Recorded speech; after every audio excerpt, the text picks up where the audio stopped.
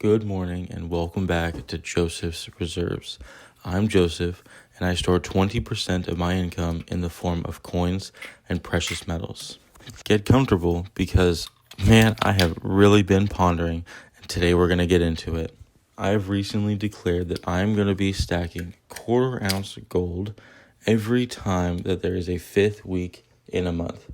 That does happen about 4 times a year, so I should be stacking a total of an ounce a year in the form of 4 quarter ounce golds.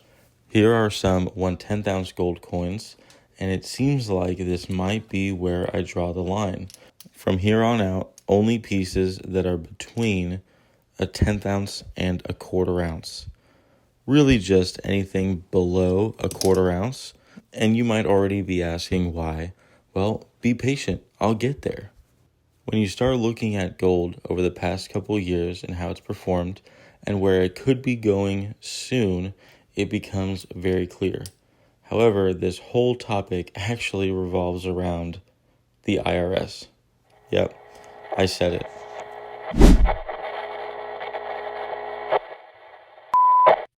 All right, I'll tease you for a little longer. First off, congratulations to Emmanuel for, in the second day in a row, being the first to comment on my videos. Thank you all so much for being eager to start conversations in the comments, and you're being so generous with the likes and the shares. If you haven't already, hit that like button, share this video to a friend. You know, I recently found out that these airtight capsules fit perfectly in $50 tubes, and they fit 9 of them.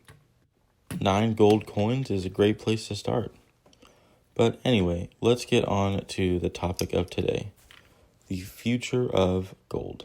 To get a really good understanding, the best way to think about the future of an asset is to look at its past.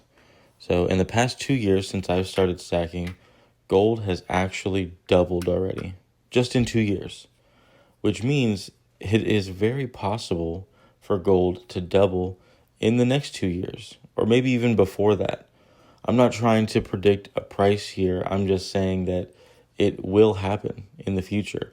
Unless, of course, there's some crazy collapse or we get away from the dollar or something else changes dramatically. Eventually, gold will double. So what's going to happen when it does? Well, right now, people are typically only buying about 2 ounces and a quarter ounce.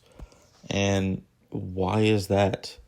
Well, in the United States, we're only allowed to spend $10,000 in cash before we're required to submit a tax form to the IRS. That tax form is the 1099-B form. Look into it. Do your homework on this.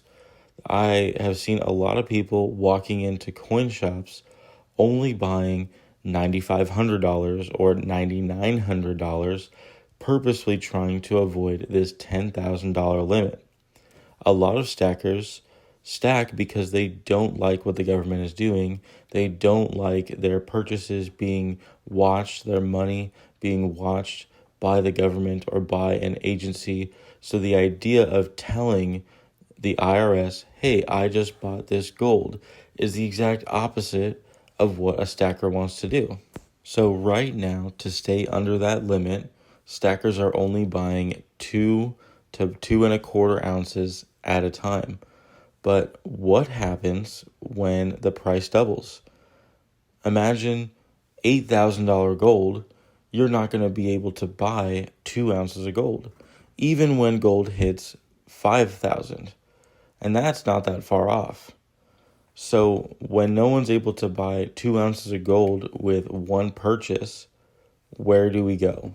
Let me know in the comments if you walked into a coin shop with $10,000 and were only able to leave with a little bit over 1 ounce. Would you buy that full ounce gold, or do you think you'd rather have a few quarter ounce golds or 10th ounce golds? And this is the thing. I feel like in the future, the demand will be a lot higher for fractional gold. The premiums will probably actually come up from what they are now. Most likely, coin shops are going to have a really hard time getting rid of 1 ounce gold coins. We can see it right now in the 100-gram gold bars. They're not anywhere in coin shops because as soon as a coin shop gets it in their possession, they dump it off to their wholesaler. There is not a single person that's going to be going into a coin shop wanting to buy a 100-gram bar right now. And I see this happening in the near future to the 1 ounce size. So if coin shops are having to dump off their 1 ounce gold coins to their wholesale rather than sell it back to the community, then they are going to be lowering their premiums dramatically. The amount that they're going to be able to pay you for this now large chunk of gold is going to be significantly below spot. Even right now, coin shops are offering about 2.5% to 5% below spot for the 1 ounce size coins. What really got me started thinking about this was actually ThousandAire Radio. He stacks a 50 peso gold coin twice a year, every January and July, I believe. Correct me if I'm wrong. However, this 50 peso coin is actually 1.2 ounces of gold. So in the case of this 50 peso coin, ThousandAire Radio will have to be signing an IRS tax form once gold hits $8,000, right? Depending on the premium. So ThousandAire Radio, I want to ask you a question. First off, thank you so much for watching my video. I'm honored. However, will you still be stacking the 50 pesos when gold gets to $8,000 and you'll have to be filling out that 1099B form?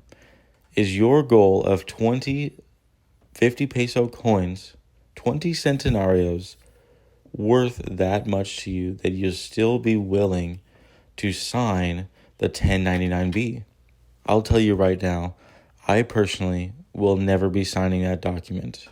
That's why I personally am choosing to stack 1/4 ounce golds. I truly believe that the 1/4 ounce size will soon return to the standard size bullion form. I mean, look at when gold used to circulate. The most common gold size, the most used gold coins were the $5 United States pre-33, the British sovereign, and the 20 franc. The 20 franc is a little bit smaller. It's a little less than 1/5 of an ounce. But the $5 and the British sovereign were just shy of 1/4 ounce of gold. And those were the standard gold coins. I really believe that we are going to get back to a time where that is closest to the standard. You know, holding these gold backs, I wonder, what if we started talking about much smaller gold in terms of gold backs? Like this 1/8 of a grain. I mean, in that way, even a gram would be 32 gold backs. So what would be this 1/8 of a grain? Well, it does contain 0.00026 troy ounces. So let's say we round that down to 2.5. It would actually be a 1/4 gold back. Right, this is about $1 worth of gold right now. Anyway, a little bit of a side tangent there, but let me know what you think. What do you think is going to be the next standard size gold? Let me know if you think there's really not going to be an issue with the 1 ounce size, or maybe you already see an issue with the 1 ounce size. Maybe your current purchase of 2.25 ounces, you prefer it in 9/4 ounces. Let me know what you think in the comments. Hey, make sure you guys hit that like button, but most of all, thank you for watching. And just remember, every ounce adds up. So no matter how small it is, just keep stacking.